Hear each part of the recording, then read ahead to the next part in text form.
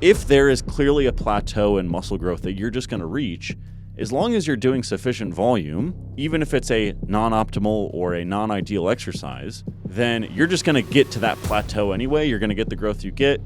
It doesn't really matter. Where biomechanics is the one thing that I really think can be very different between people.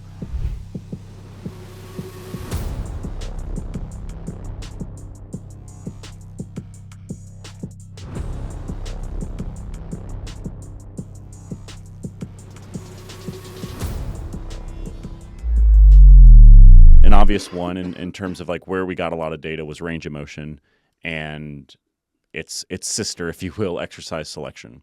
We could definitely sit here and debate like the current status of length and bias training and whether that seems to benefit the outcome of interest.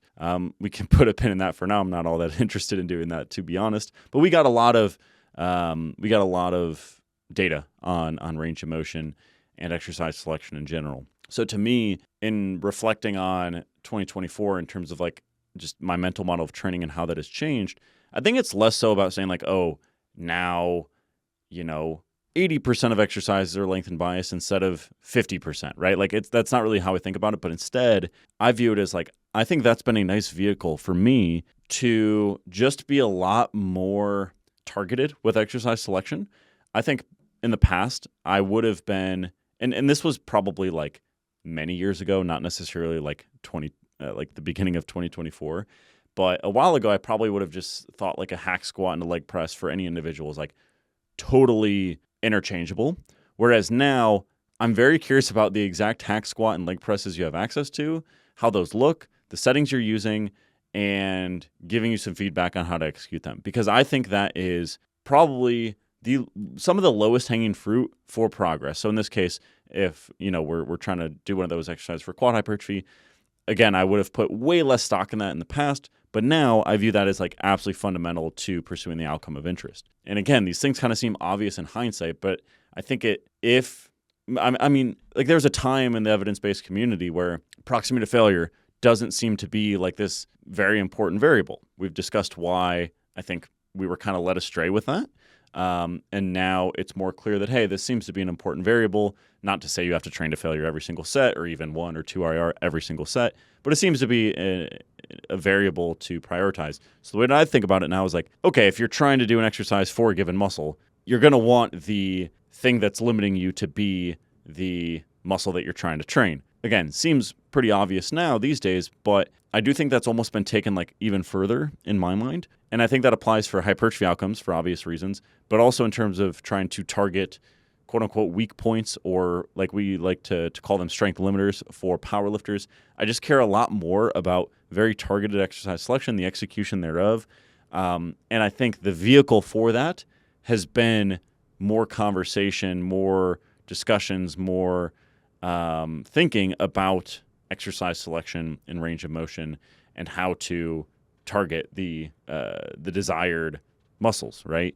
And I think with our pre-printed meta-regressions on the effects of volume on hypertrophy, you might almost think the opposite of me of what I'm saying. So you might assume that I'm just like, oh, it's just like, yeah, sure, leg press, hack squat, maybe one's a little bit better than the other for someone, but really what matters is the amount of sets that you do. I almost think the exact opposite. I kind of view it as like, okay, because we don't see this very strong plateau, again, there very well might be a plateau for numerous reasons. I kind of suspect that there is, and et cetera, et cetera. But there seems to be a pretty strong dose-response relationship, at least in like low to moderate volumes, okay? To me, I almost view that as less like a strong case for moderate to high volumes, but instead a strong case to make sure your training is as efficient as possible. Because one line of thinking is, if there is clearly a plateau in muscle growth that you're just going to reach, as long as you're doing sufficient volume, even if it's a non-optimal or a non-ideal exercise, then you're just going to get to that plateau anyway. You're going to get the growth you get.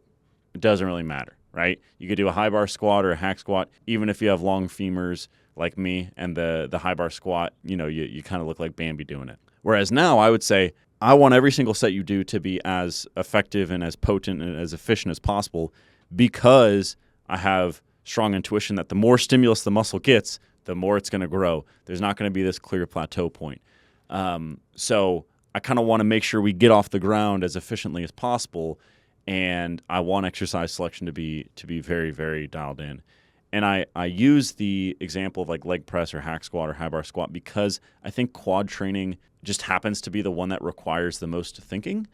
This probably has less of an effect on the average bicep protocols that I prescribe for a client. It impacts it to some degree, but it seems that lower body, just multi-joint stuff. Multi-joint stuff in general seems to impact a little bit more. So that's where I'm at in reflection of 2024 is I am still team low volume from a personal perspective.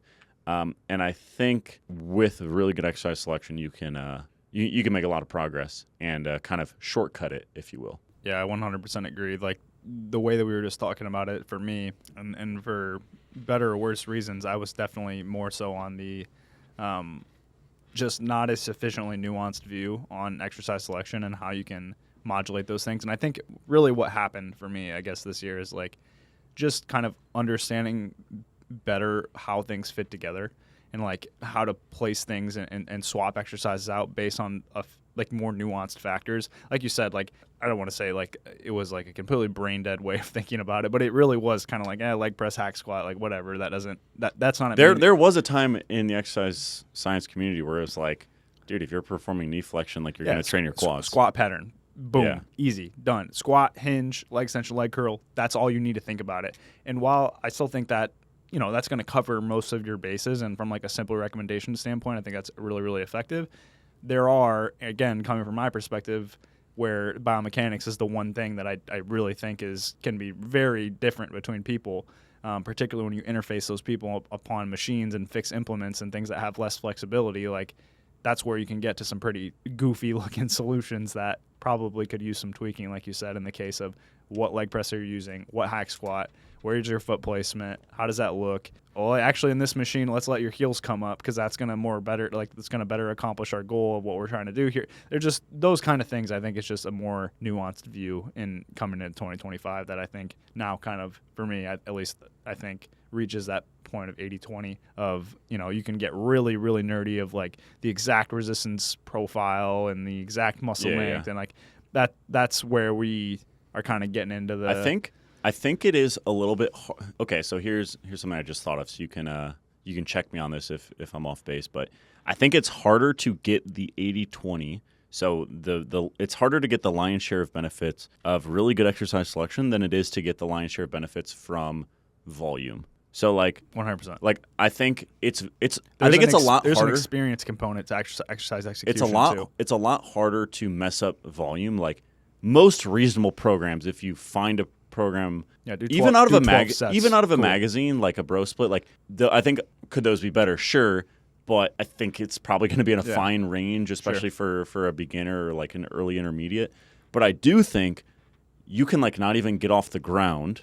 Yep. That's a little bit extreme, but you can not even get off the ground from a muscle growth perspective if exercise selection is not in a good spot. Yep. And I think that's just become more of a focus for me. And like I look back at the years where I did a lot of low bar squatting, and I'm thinking in terms of years here. So if I had to guess, I probably, for every 1 year of training with like a leg press and hack squat at my gym right now that I really, really like, I think for every 1 year of that is probably equal to about 3 to 4 years of quad growth from doing just a ton of low bar squats. So that's an example of like, I don't think I was really getting off the ground in terms of quad growth from doing a bunch of low bar squats. There's confounders there, but I think that principle holds true, and I think that's why exercise selection is quite high on the priority list these days for me.